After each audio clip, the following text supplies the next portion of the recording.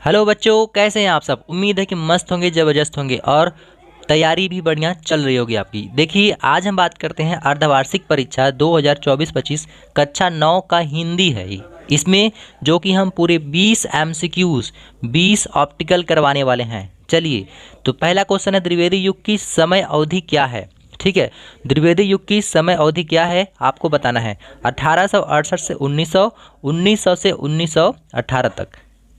तो आपको पता है कि 1900 से 1918 ये आपका राइट आंसर हो जाने वाला है। दूसरा देखिए, चंद्रकांता उपन्यास के लेखक हैं। चंद्रकांता उपन्यास के लेखक कौन है, तो आपको पता है देवकी नंदन। देवकी नंदन, देवकी नंदन जी है। ठीक है, देवकी नंदन खत्री जी है। ठीक है, ऑप्शन नंबर ग वाला सही हो जाएगा। दीपदान एकांकी के रचनाकार हैं। दीपदान एकांकी के रचनाकार कौन है, तो आपको पता है कि डॉक्टर राम कुमार वर्मा जी हैं। डॉक्टर राम कुमार वर्मा जी हैं। ठीक है, आगे बढ़ें। चलिए, प्रेमचंद्र दिख रहा है आपको ना।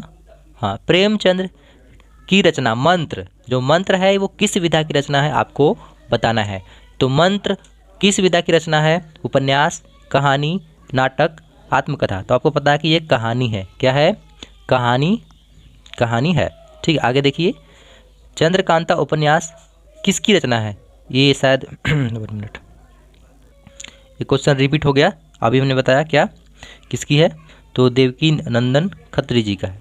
ठीक है, आगे बढ़ें। चलिए, अगला है कि आदिकाल को किस नाम से जाना जाता है। आदिकाल को किस नाम से जाना जाता है, भक्ति काल, वीरगाथा काल, रीतिकाल, आधुनिक काल। आपको बताना है कि आदिकाल को वीरगाथा काल। वीरगाथा काल कौन सा है, ऑप्शन नंबर ख वाला है। ठीक है, अब देखिए, खुमाड़ो रासो, नहीं आदिकाल तो हो गया। हाँ, खुमाड़ रासो किसकी रचना है। खुमाड़ रासो किसकी रचना है, चंद्रबरदाई, जगनीक, दलपति विजय, मल्ल सिंह। तो आपको पता है कि दलपति विजय इनकी रचना है। ठीक है, आगे बढ़ें। चलिए, भक्ति काल की समय अवधि क्या है। भक्ति काल की समय अवधि क्या है, ऑप्शन नंबर देखिए, प्रश्न नंबर 8वां है आपका, प्रश्न नंबर 8वां है। ठीक है, इसका आंसर क्या होगा भक्ति काल की समय अवधि 933 ईस्वी से 1318, 1318 से 1634, 1643 से, यहाँ 43 होना चाहिए, 1643 ईस्वी से 1843, 1843 से आज तक। तो कौन सा होगा आपका तो 1318 से 1334। ठीक है, यहाँ पे 34 होना चाहिए था, 34 ईस्वी तक। ठीक है, चलिए आगे देखिए, सॉरी 34 नहीं 43, यहाँ पे क्या है 1600, ये 34 जो है यहाँ पे 43 है ना, 43 होना चाहिए था। ठीक है, चलिए देखिए आगे, 9वां क्वेश्चन, आदिकाल की रचनाओं में किस रस की प्रधानता है। आदिकाल की रचनाओं में किस रस की प्रधानता है आपको बताना है। तो श्रृंगार रस, वीर रस, करुण रस, रौद्र रस। तो आपको पता है कि वीर रस की प्रधानता है। दोहावली, विनय पत्रिका, गीतावली किसकी रचना है। आप प्रश्न नंबर 10वां है, तो आपको पता है कि तुलसीदास जी का है। किसका है, तुलसीदास जी का है। ऑप्शन नंबर ख वाला राइट हो जाएगा। करुण रस के स्थायी भाव, तो आपको पता है कि रति, हास, शोक। तो शोक क्या है आपका, करुण रस का स्थायी भाव है।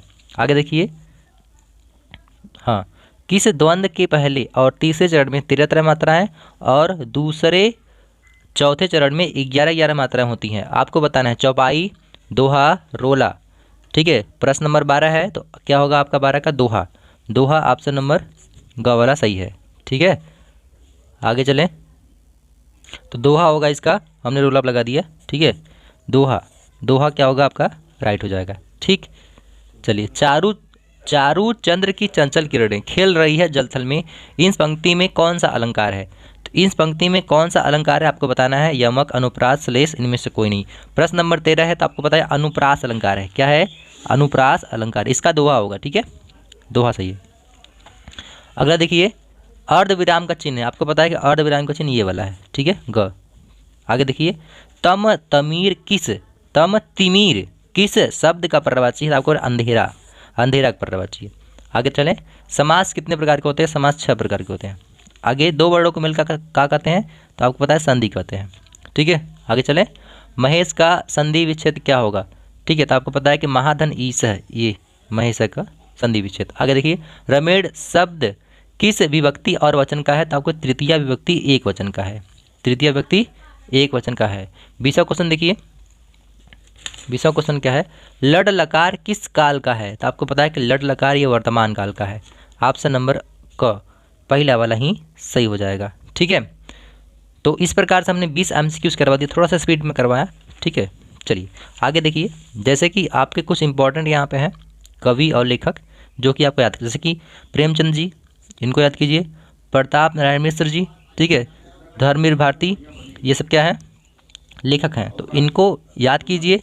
देखिए और यहाँ पे देखिए, निम्नलिखित में से किसी एक कवि का जीवन परिचय, देखिए एक लेखक और एक कवि, 5-5 नंबर का है। ठीक है, तो कबीरदास, जयशंकर प्रसाद, मीराबाई, ठीक है, इनमें से किसी एक का लिखना है आपको।